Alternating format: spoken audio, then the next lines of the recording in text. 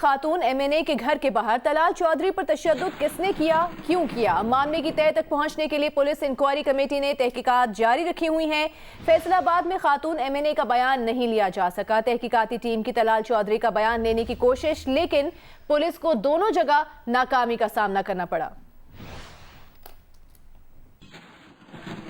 Unfortunately उनसे मुलाकात नहीं हो पाई है, वो यहाँ से डिस्चार्ज हो गए हैं। जो आप कह रहे हैं बिल पे ना करना, उसके बारे में मुझे नहीं पता, लेकिन डिस्चार्ज उनको ज़रूर कर दिया गया है यहाँ से। जो यहाँ पे हमें अहदेदार मिले हैं, उन्होंने कहा है कि घंटा डेढ़ घंटा पहले उनको डिस्चार्ज कर दिया गया है और वो यहाँ से जा चुके हैं। दोबारा उनसे रब्ता करने की कोशिश की जाएगी तलाल चौधरी साहब से और उनसे मुलाकात की जाएगी, उनका बयान कलमबंद किया जाएगा। देखिए जी, ये कांटेक्ट तो डायरेक्टली तो मेरी बात तो नहीं हुई थी, लेकिन ज़ाहिर है हो सकता है किसी के थ्रू बात हुई हो, मेरी डायरेक्टली बात नहीं हो पाई थी। अच्छा, खातून आयशा का बयान कलमबंद हो गया? जी नहीं, वो इस्लामाबाद में मौजूद थी, वो अपने घर पे फैसलाबाद में मौजूद नहीं थी, इसलिए उनसे भी बयान उनका रिकॉर्ड। अच्छा, कहा यह जा रहा है कि दोनों जो कॉल्स हैं वो फेक थी, अब उसके खिलाफ जो फेक कॉल करने पर मुकदमा दर्ज किया जाएगा दोनों के खिलाफ? देखिए जी, जो हमारी फैक्ट फाइंडिंग इंक्वायरी चलेगी, उसके जो नताइज आएंगे, उसकी रोशनी में जो भी कानून के मुताबिक बनेगा वो किया जाएगा। फिलहाल इस बारे में कुछ भी कहना मेरा ख्याल है कबल अज़ वक्त होगा। वज़ीर-ए-आज़म के मुआविन खुसूसी शहबाज गिल कहते हैं कि तलाल चौधरी की पिटाई घर के अंदर हुई, घर के अंदर ही उनका बाजू टूटा और अंदर ही मोबाइल छीना गया है। जियो न्यूज़ से गुफ्तगू में शहबाज गिल का कहना था कि 15 पर पुलिस को कॉल करने वाले दोनों फरीक बयान देने से गुरेज कर रहे हैं। समझ से बालातर है कि दोनों पार्टीज जब दोनों ने 15 पे कॉल की तो अब दोनों ही बयान देने से क्यों गुरेजा हैं। और ये भी हमें पता है कि वहां पर जो है ये उनकी मार कुटाई उन्हीं घर के अंदर हुई, उसकी फुटेज भी मौजूद है। तलाल चौधरी एक्यूज भी कर रहे हैं उन्हें कि मुझे इन्होंने मारा है, मेरा बाजू तोड़ दिया, मेरा फोन छीन लिया है। तो ये वाकया तो अब किसी से ढका छुपा नहीं है। ये भी ढका छुपा नहीं है कि ये तंजीम साजी करने रात के 2:30 बजे गए थे। हालांकि अगर ये थोड़ी सी अकल का इस्तेमाल कर ले तो तंजीम साजी दिन के टाइम करनी चाहिए, और अगर रात को इन्हें तंजीम साजी करनी भी है तो ये अपने डेरे पे अपने दफ्तर पे लोगों को बुला के तंजीम साजी करें, ना कि दूसरी जगहों पे जाए और वहां पर इनकी फिर टुकाई हो। तो असल मसला ये कि मरियम सफदर क्या करती हैं। मेरी इंफॉर्मेशन ये है कि उन्होंने जो मुअज़्ज़ज़ फीमेल रुकन असेंबली हैं उनको दबाया है, उनको प्रेशराइज किया है और उन्हें ये कहा है कि आप किसी किस्म का इनके खिलाफ बयान ना दें।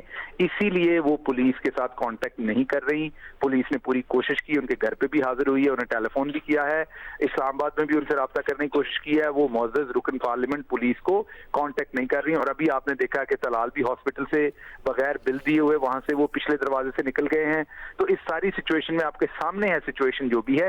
मरियम सफदर साहबा को यहाँ पर थोड़ी सी इखलाकी जुर्रत का मुजाहरा करना चाहिए, उस खातून के साथ खड़े होना चाहिए। तलाल चौधरी के भाई बिलाल चौधरी ने कहा है कि तलाल चौधरी लाहौर से इस्लामाबाद पहुंच गए, उन्हें ब्लू एरिया के एक अस्पताल में मुंतकिल कर दिया गया है।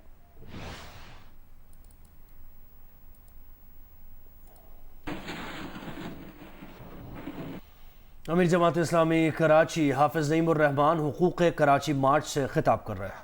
डेड इशू बन जाना चाहिए था, लेकिन इमरान खान तो पीपल्स पार्टी और नवाज शरीफ से भी ज्यादा बाजी ले गए। उन्होंने तो असेंबली में जाने की जरूरत ही महसूस नहीं की।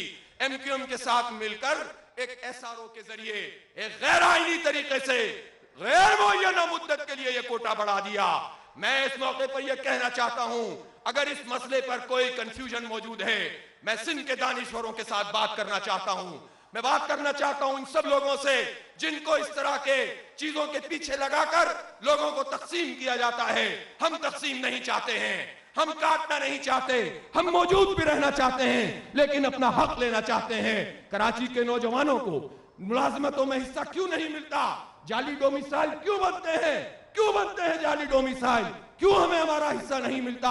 हमारे इन नौजवानों की जो डिग्रियां लेते हैं, अब तो तालीम भी इतनी महंगी हो गई है तो इनकी किस्मत में सिर्फ बेरागिरी रह गया है। कोई शोबा और कोई पेशा बुरा नहीं होता, लेकिन इनको इनकी तालीम के मुताबिक रोजगार दो। इनका काम सिर्फ फूड सप्लाई का रह गया है, इनका काम जो है दर बदर की ठोकरें खाना रह गया है या बाहर जाने के ख्वाब देखना रह गया है। इस मुल्क की मईशत का पहिया चलाने वाले शहर के नौजवान मुलाजमतों में भी अपना हक मांगते हैं। और मैं ये कहना चाहता हूं, इन तमाम इश्यूज पर आज आपसे मैंडेट किया है और आपके तवस्सुस से हमने ये फैसला किया है कि इंशाअल्लाह 15, 16, 17 अक्टूबर को कराची भर में चौकों और चौराहों पर, तालीमी इदारों में, मस्जिदों के बाहर, बाजारों में, सब जगह पर हम एक अवामी रेफरेंडम करेंगे जिसमें इंसान। अमीर जमात इस्लामी कराची हाफिज नईमुर रहमान कराची में मार्च से खिताब कर रहे थे। वफाकी वज़ीर इत्तलात सेनेटर शिबली फराज कहते हैं कि मुस्लिम लीग नून में तकसीम के बारे में शेख रशीद की बातों में हकीकत है। नवाज शरीफ के बयानिए पर नून लीग में मुख्तलिफ आवाज़ें उठ रही हैं। सहाफ़ियों से गुफ्तगू में शिबली फराज ने कहा कि अगर ऑपोजिशन इस्तीफे देगी तो नए इलेक्शन कराएंगे। उन्होंने कहा कि नून लीग वाले डील के चक्कर में हैं और बदस्तूर राबते करने की कोशिश कर रहे हैं। नैब केसेस पर घेरा तंग होने के बायस ऑपोजिशन हुकूमत को ब्लैकमेल करना चाहती है। और चेयरमैन पाकिस्तान उलमा काउंसिल अल्लामा ताहिर महमूद अशरफी ने भारत में कत्ल किए गए 11 हिंदुओं की आलमी सतह पर तहकीकात का मुतालबा किया है। लाहौर प्रेस क्लब में प्रेस कॉन्फ्रेंस करते हुए उन्होंने कहा कि जो पाकिस्तानी हिंदू भारत जाते हैं उन्हें जासूस बनने पर मजबूर किया जाता है, लेकिन जो भारत की बात नहीं मानते उन पर इसी तरह जुल्म ढाए जाते हैं।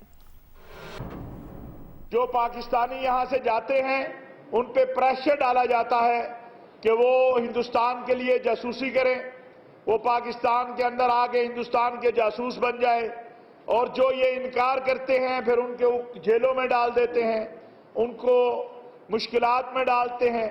और अब 11 पाकिस्तान की हिंदू कम्युनिटी के अफराद का कत्ल, ये मैं समझता हूँ आलमी दुनिया को इस तरफ तवज्जो करनी चाहिए।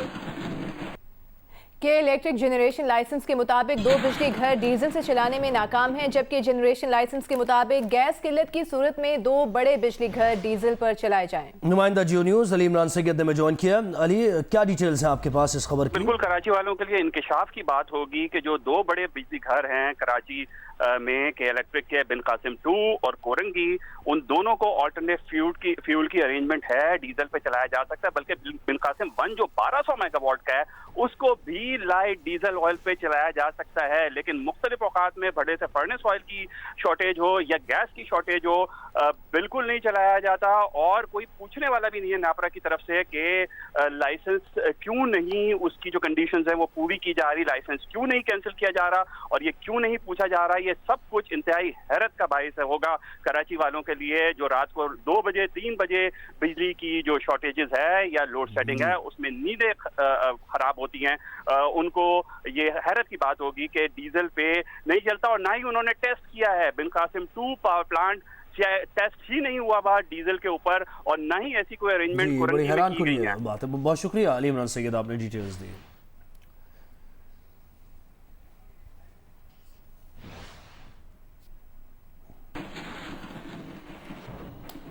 अमीर जमात इस्लामी सिराजुल हक ने हुकूक कराची मार्च से उन्होंने खिताब किया है और उनका कहना है कि पानी नहीं है कराची में, गटर उबल रहे हैं, शहर का कोई वाली वारिस नहीं है। 14 अक्टूबर को पूरे मुल्क में यौम यकजहती कराची मनाएंगे।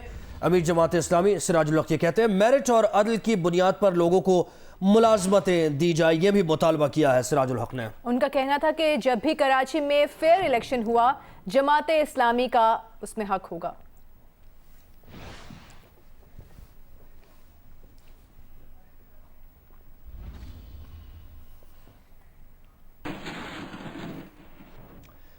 गिलगित बल्तिस्तान के बुलंद तरीन सयाहती मकाम देवसाई में मौसम सरमा की पहली बर्फबारी हुई है, जिसके बाद सयाहती मकाम पर नज़ारे मजीद दिलफरेब हो गए हैं। सतह समुद्र से 13,500 फीट बुलंदी पर वाक़े देवसाई नेशनल पार्क में ताज़ा बर्फबारी से मौसम मजीद सर्द हो गया है। मुल्क के गर्म इलाकों से आने वाले सयाह बर्फबारी से लुत्फानंदोज हो रहे हैं।